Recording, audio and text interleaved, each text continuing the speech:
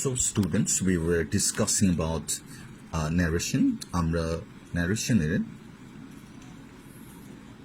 narration-এর আমরা অবজেক্টিভ পর্যন্ত পৌঁছেছিলাম, পসিবলি না অবজেক্টিভ সেন্টেন্সের মধ্যে পৌঁছেছিলাম।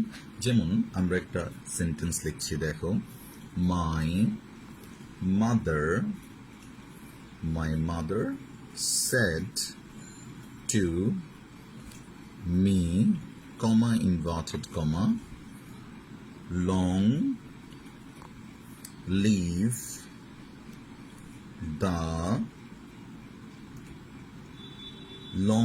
the king.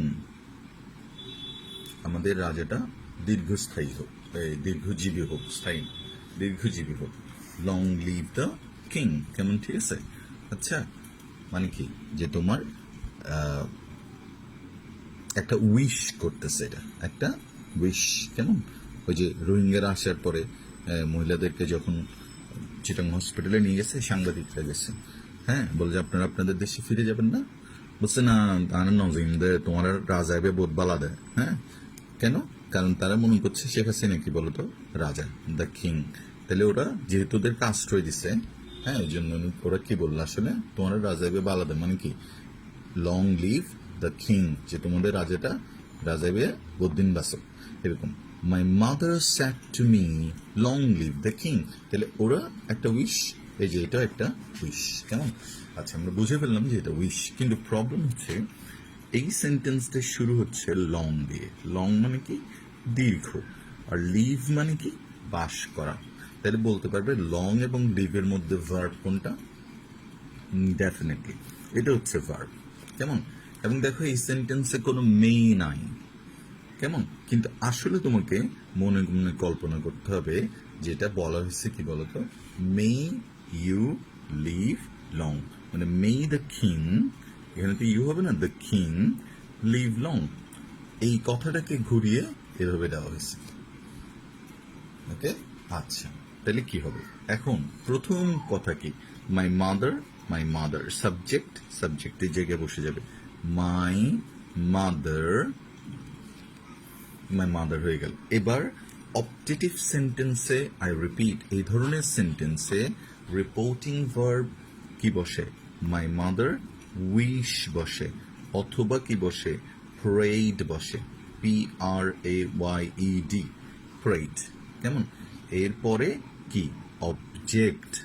কি বলেছিলাম মনে আছে? উইশ এবং প্রের পরে অবজেক্ট বসে না, তাহলে অবজেক্ট বসবে না, এখানে কোনো কিছু বসবে না। এখানে যে তুমি মিটা দেখছো, এটা বসবে না। কেমন?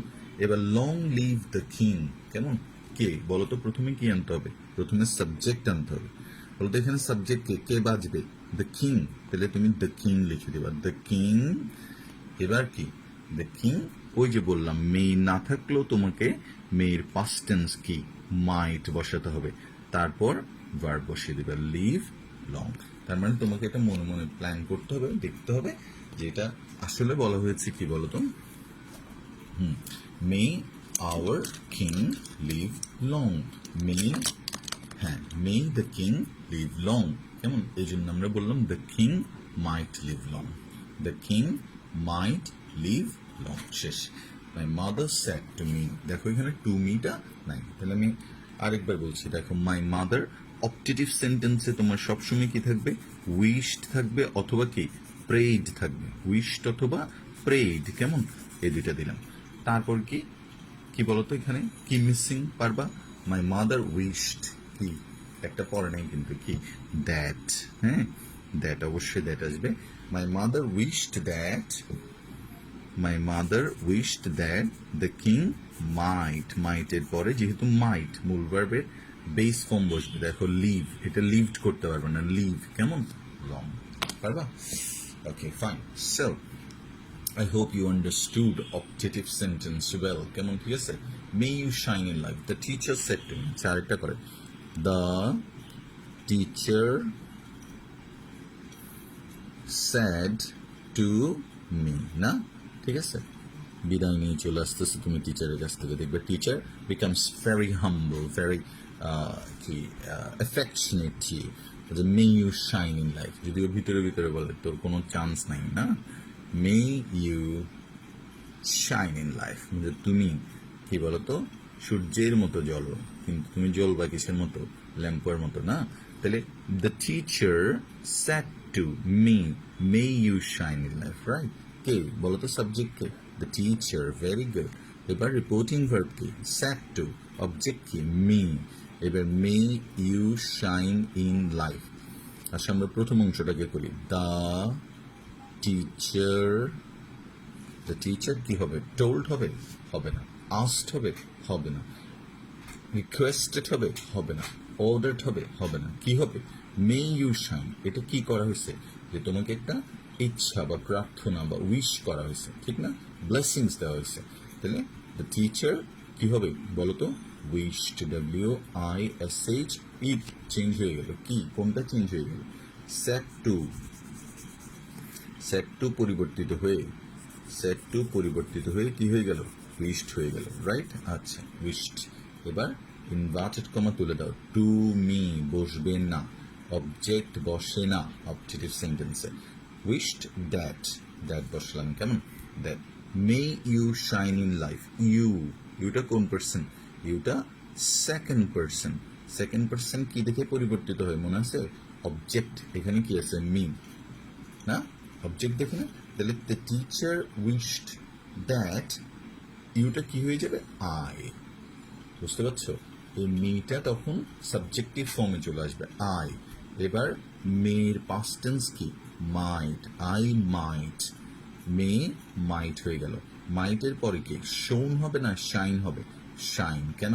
কারণ এদের পরে সবসময় কি বসে? Base form of the verb. তাহলে that I might shine in life. তাহলে that I might shine in life. বুঝছো? আচ্ছা, অবজেক্টিভ সেন্টেন্স। এবার হচ্ছে কি? Exclamatory sentence. এক্সক্লামেটরি সেন্টেন্সে কি প্রকাশ করা হয় বলো তো? এক্সক্লামেটরি সেন্টেন্স এক্সক্লেম করা হবে, মানে একটা সাডেন আউট ক্রাই বলে exclamatory sentence. EXCLAMATORY, exclamatory. We have reached the last sentence, right? Exclamatory. দেখো, if you see the word, you'll find that the word comes from exclaim, this word, and the past tense is exclaimed. Exclamatory শব্দটি আসছে exclaim বা exclamation থেকে, কেমন? তাহলে claim বানানটা তুমি একটু ভালো করে দেখো, CLAIM। এক্সক্লামেটরিতে কিন্তু কোথাও আই নাই, খেয়াল করো। ওকে, এক্সক্লামেটরি এভাবে হবে। আর এটা হচ্ছে এক্সক্লেম। ওকে, এক্সক্লেম অথবা হ্যাঁ এক্সক্লেম করা। আচ্ছা, তাহলে তোমাকে কি করতে হবে? প্রথম কথা হচ্ছে আমরা কি করব? Reporting verb. দেখো, আমরা when I started narration class তখন আমি তোমাকে বলেছিলাম that narration কি you have to follow 5 rules for 5 types of sentence। 5টা নিয়ম, 5 ধরনের নিয়ম, হ্যাঁ 5 ধরনের সেন্টেন্সের ক্ষেত্রে ব্যবহার করতে হবে। This is the last one। এখানে দেখো, reporting verb sat to, reporting verb sat to পাল্টে গিয়ে এক্সক্লেম হয়ে যাবে। রিপোর্টিং ভার্বে তোমাকে এক্সক্লেম পাস্ট টেন্স এক্সক্লেমড বসাতে হবে, অথবা ক্রাই আউট পাস্ট টেন্সে ক্রাইড আউট বসাতে হবে, ক্রাইড আউট। তাহলে কি বসাতে হবে? এক্সক্লেমড বসাতে হবে, কেমন? আচ্ছা, এখানে একটু কথা আছে, শুধু এক্সক্লেম বসালে এখানে হয় না। যেমন এক্সক্লেমের সাথে খুব মনোযোগ দিয়ে শুনবে, এক্সক্লেম যদি তুমি বসাও তাহলে তোমাকে আগে ডিসিশন নিতে হবে যে কথাটা বলা হচ্ছে, এই কথাটা কিসের উপর ভিত্তি করে। ধরো তুমি আনন্দের সাথে বললা, কেমন ঠিক আছে? তুমি বললা Bravo, I have one the match, না? তাহলে কি তুমি আনন্দের কথা বলছো না? তুমি বললে alas I have hurt my leg। দেখো, alas আসা মাত্রই তুমি বুঝলা এটা এক্সক্লামেটরি সেন্টেন্স। তোমার মনে কি বলতো? সাডেন, SUDDEN, সাডেন কি বলতো? এক্সপ্রেশন বা সাডেন এক্সক্লামেশন বা সাডেন আউটক্রাইয়ের কথা বলে। আউটক্রাই, তুমি যে হঠাৎ করে যে চিল্লাও, দেখো তুমি জিএসসি পরীক্ষায়, হ্যাঁ তুমি শুনলে যে বলতো এই বছর আর জিএসসি পরীক্ষা হবে না, হ্যাঁ ঠিক আছে, তুমি ওয়াও এই দেখো হবে না। আবার অনেকের মন খারাপ হয়ে যাবে, কেন তারা ধরো চিন্তা করছে যে আমি ফার্স্ট সেকেন্ড হবো বোর্ডের মধ্যে, তারা আবার খুব মন খারাপ করবে, তারা বলবেন আরে মা, এই দেখো মারে মা, এটা হচ্ছে এক্সক্লামেটরি মানে ইন্টারজেকশন একটা, হ্যাঁ। যদিও বইয়ের মধ্যে তোমার কি আছে যে এলাস, ব্রাভো, কিন্তু বেসিক্যালি এই এক্সক্লামেটরিগুলো আমরা কখনোই ব্যবহার করি না। আমি আগেও বলেছিলাম, আমরা যখন আছাড় খেয়ে পড়ে যাই রাস্তায়, তখন কেউ বলে না আল্লাহ আমি আছাড় খেয়েছি, তখন বলে ও মা রে মা, হ্যাঁ ও বাবা রে বাবা, এরকম। তাহলে এই কথাগুলো কখন বেরোচ্ছে? আমাদের মনের অজান্তেই আমাদের মন থেকে কি ক্রাই আউট হচ্ছে। যাক, যেটা বলতে চাচ্ছিলাম, যদি তুমি বুঝতে পারো যে এই সেন্টেন্সটা কিভাবে তৈরি হচ্ছে, তখন তুমি লিখবা, দেখো আনন্দ থেকে যদি হয় এক্সক্লেইমড উইথ, আমাদের বইগুলোতে এক্সপ্লেইনড উইথ দেওয়া থাকে বেশি, তবে বিখ্যাত একজন ইংলিশ গ্রামারিয়ান রেন মার্টিনের বইতে উনি এক্সপ্লেইনড উইথ এবং ইন দুইটাই দিয়েছেন।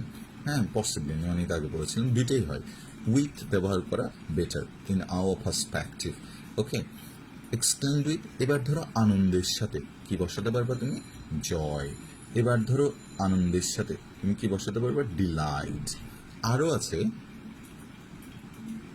কেমন আরও আছে, কিন্তু আমরা তোমাদেরকে খুব বেশি কষ্ট দিতে চাচ্ছি না, তা আরেকটা দিচ্ছি, এক্সটাসি, পরমানন্দ। পরমানন্দ কেমন, ঠিক আছে? তুমি কি বলতো, হ্যাঁ উত্তম স্যারের মডেল টেস্টে 90 পেয়েছে, ওটা হবে যে তোমার জয়, কেমন? আচ্ছা, এবার স্কুলে তুমি 95 পেয়েছো, ওটার ভ্যালু আর একটু বাড়বে না, তাহলে এটা ডিলাইট।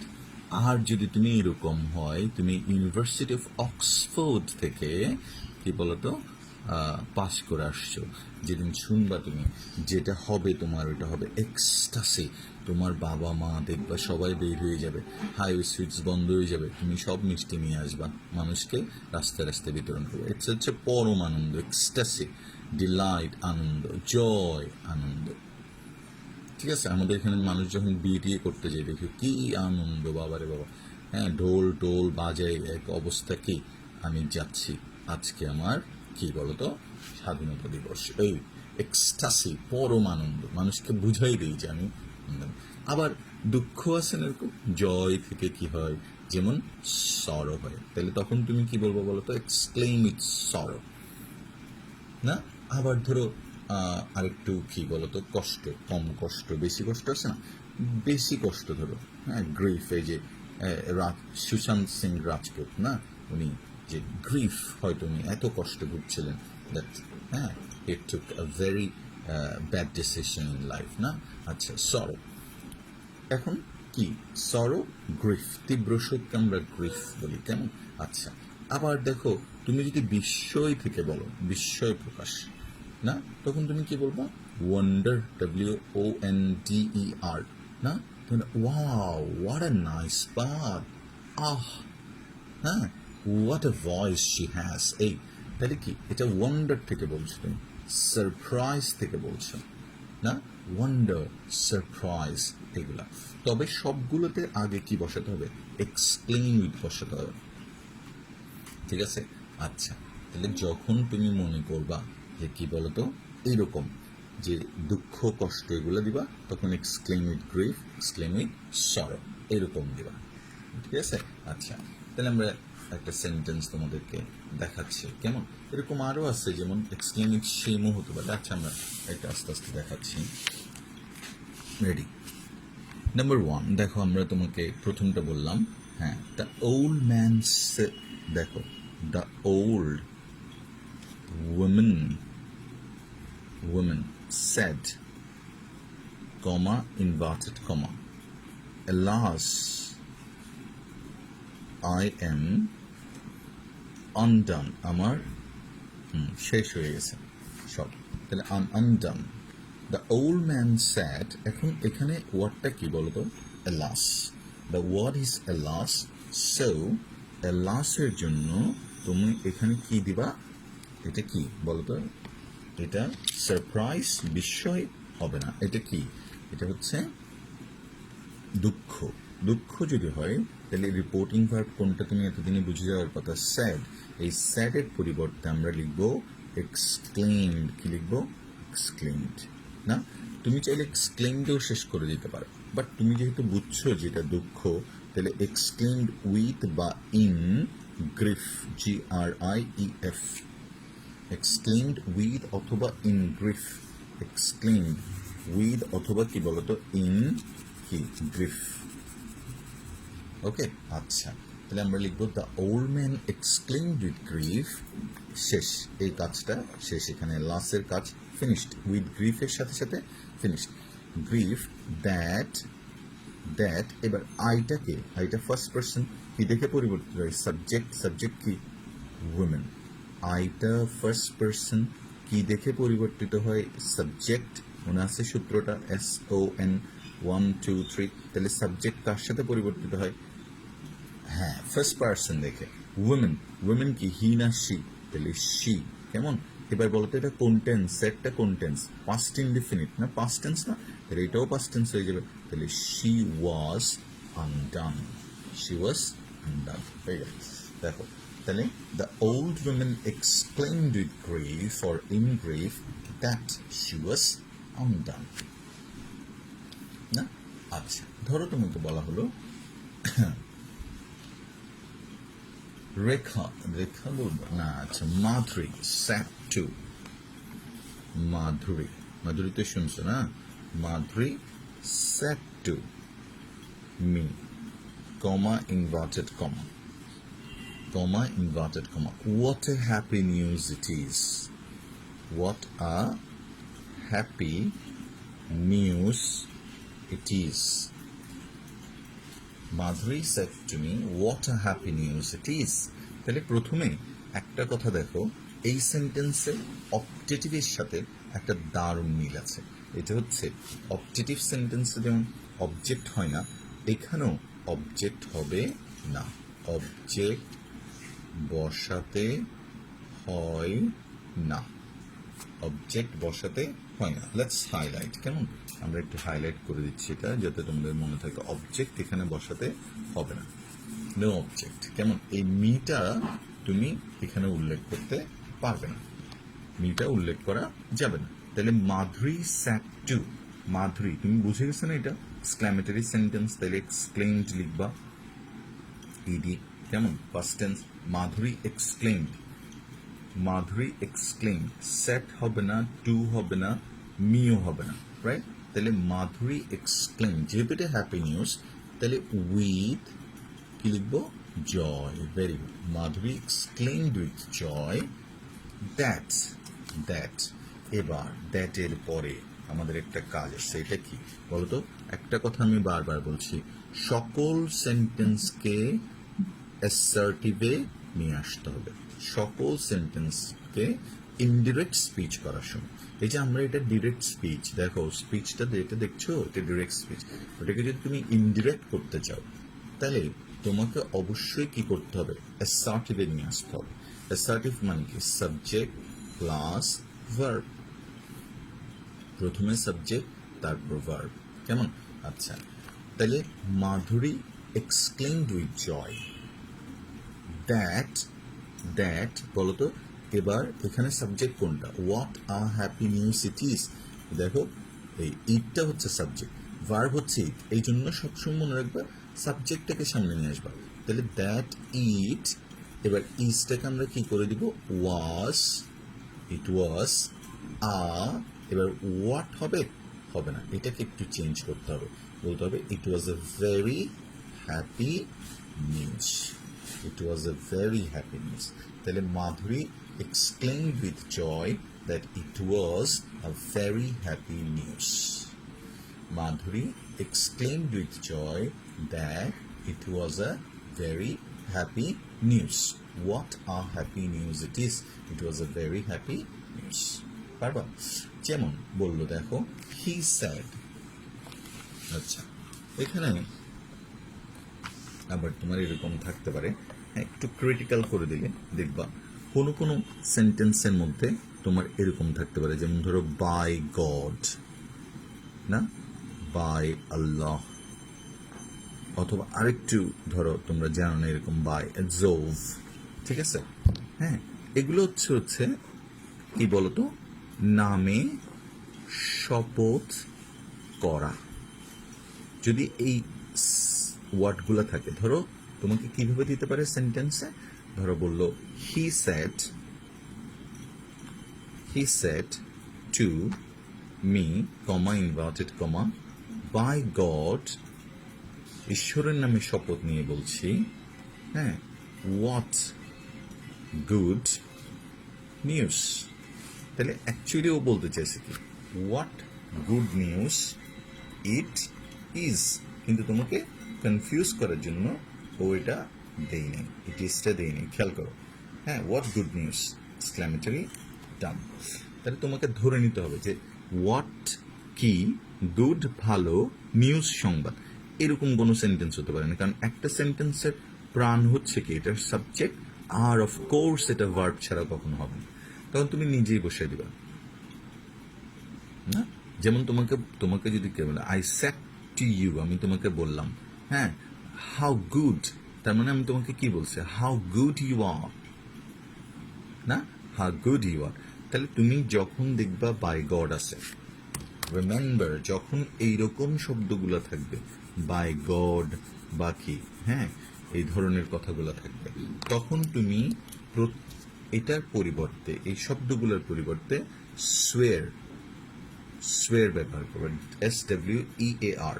এটা পাস্ট টেন্স হচ্ছে সোর, আর পাস্ট পার্টিসিপল হচ্ছে সোন, কিন্তু আমাদের দরকার হবে সোয়ের বা সো। এটা লিখার দুইটা নিয়ম আছে, একটা হচ্ছে হি সোর বাই গড, না, হি সোয়ার বাই গড। দেখো আমরা এটা যদি শুধু বাই গড থাকতাম লেভেল করে ফেলতাম, হি সোর বাই গড টু মি, না, কিন্তু এখানে তো আরো একটা আছে এক্সক্লেম।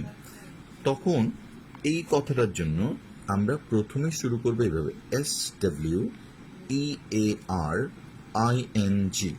সোয়ারিং বাই গড, শেষ, এই অংশটার কাজ শেষ, সোয়ারিং বাই গড। যেটাই আসবে আসুক, তুমি প্রথমে সোয়ার লিখবা, সাথে আইএনজি লিখবা, সোয়ারিং বাই গড, ঈশ্বরের দিব্যি দিয়ে, গড কমা হি, এবার তুমি এক্সক্লেমেটরির মতো করো, হি এক্সক্লেইমড, না, পাস্ট টেন্স, হি এক্সক্লেইমড, না, যেহেতু গুড নিউজ, তাহলে কি, with joy, he exclaimed with joy that, হয়ে গেল না, he exclaimed with joy, inverted comma উঠে গেল, দ্যাট, এবার সাবজেক্ট কোনটা, ইট, ইজ এর পরিবর্তে কি, ওয়াজ, ওয়াটের পরিবর্তে কি বলেছিলাম, very good news, it was a very good news.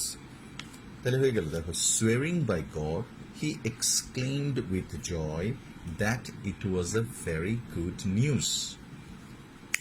Okay, swearing by God, he কি বলতো, he exclaimed with joy that it was a very good news.